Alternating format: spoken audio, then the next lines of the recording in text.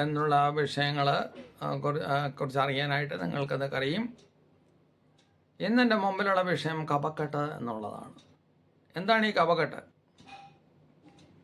ഈ കഫക്കെട്ടെന്ന് പറയുന്നത് ചില സമയത്ത് അലർജി കൊണ്ട് വരാം. ചില ആൾക്കാർക്ക് അലർജിയുടെ അസുഖം കൊണ്ടിട്ട് തണുപ്പടിച്ചാലും എണ്ണ കഴിച്ചാലും അല്ലെങ്കിൽ ഈ കൂടുതൽ ജോലി ചെയ്ത് കഴിഞ്ഞാൽ എല്ലാം കഫക്കെട്ട്. ചിലർ കഫക്കെട്ട് ഉണ്ടാക്കുന്നതായിട്ട് കാണാനായിട്ട് പറ്റും. എന്ന് വെച്ചാൽ കാർക്കിച്ച് തുപ്പുക,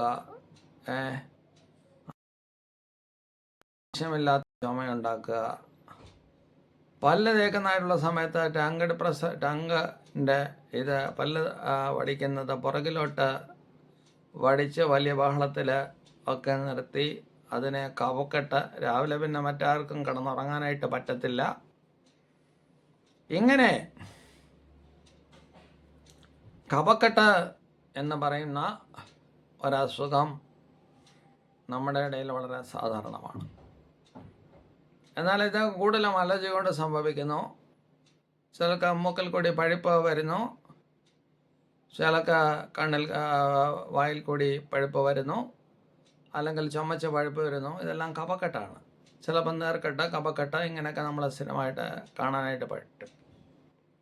ഇത് കൂടുതലും കാണുന്നത് നമ്മുടെ അലർജിയുടെ പ്രശ്നങ്ങളെ കൊണ്ടുള്ള കഫക്കെട്ടാണ്.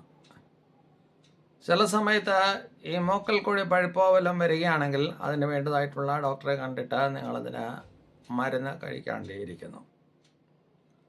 എനിക്ക് എപ്പോഴും കഫക്കെട്ടാണെങ്കിൽ നിങ്ങൾ അലർജിയുടെ ട്രബിളിലുള്ള ആളാണ്. നിങ്ങൾ ഈ അലർജി വരുന്നതായിട്ടുള്ള അലർജിക് ഫാക്ടേഴ്സ് നിങ്ങൾ അവോയ്ഡ് ചെയ്യണം.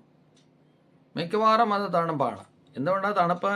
എൻവയോൺമെൻ്റൽ ആയിട്ടുള്ള പ്രശ്നങ്ങൾ നിങ്ങളെ തണുപ്പിലേക്ക് വഴി നടത്തുന്നു എന്നുള്ളത്, അല്ലെങ്കിൽ കഫക്കെട്ടിലേക്ക് വഴി നടത്തുന്നു എന്നുള്ളത് വളരെ വാസ്തവമായിട്ടുള്ളൊരു കാര്യമാണ്. ഇവിടെ ആൻറ്റി അലർജിക്ക് മരുന്ന് കഴിച്ചാൽ നിങ്ങൾക്കത് മാറും. ചില ആൾക്കാർ പറയുന്നത് കേട്ടിട്ടുണ്ട്, അലർജിയുടെ മരുന്ന് എപ്പോഴും അങ്ങ് ഉറക്കമാണ്.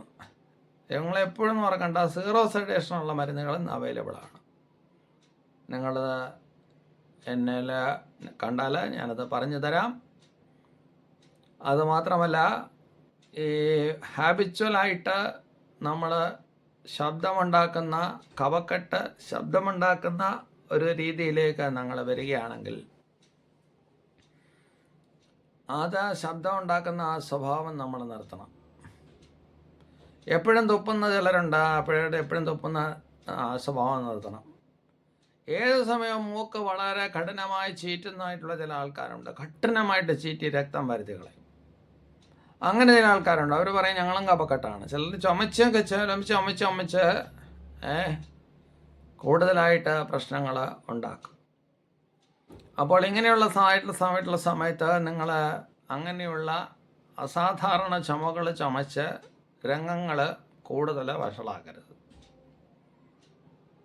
കഫക്കെട്ട് ഒരു നിസ്സാര അസുഖമാണ് എങ്കിലും ചിലർക്ക് ഇതൊരു വലിയ അസുഖമായിട്ട് തോന്നുമെങ്കിലും അതിൻ്റെ ഔട്ട്കമ്മിങ് ഒന്നുമില്ല. അതുകൊണ്ട് കഫക്കെട്ടുള്ളവർ ഇത് കേട്ട് നിങ്ങളുടേതായിട്ടുള്ള സ്വഭാവങ്ങളിലുള്ള ചില വ്യത്യാസങ്ങളും നിങ്ങളുടേതായിട്ടുള്ള ഈ ആൻറ്റി അലർജിക്ക് എന്ന് പറയുന്ന ഈ ആൻറ്റി അലർജിക്ക് എന്ന് പറയുന്നതായിട്ടുള്ള ഇത് നിർത്തുകയും ചെയ്യണമേ എന്ന് ഞാൻ സ്നേഹപൂർവ്വം ഓർപ്പിക്കുകയാണ്. അങ്ങനെ കഫക്കെട്ട് മാറ്റിയെടുക്കാനായിട്ട് പറ്റും. ഈ വിഷയം കേട്ട എൻ്റെ പ്രിയപ്പെട്ട പ്രേക്ഷകരോട് എനിക്കുള്ള നന്ദിയും സ്നേഹവും ഒക്കെ ഞാൻ ഈ സമയത്ത് അറിയിക്കുന്നു. നിങ്ങളിത് സബ്സ്ക്രൈബ് ചെയ്യുക, ലൈക്ക് ചെയ്യുക, ഷെയർ ചെയ്യുക.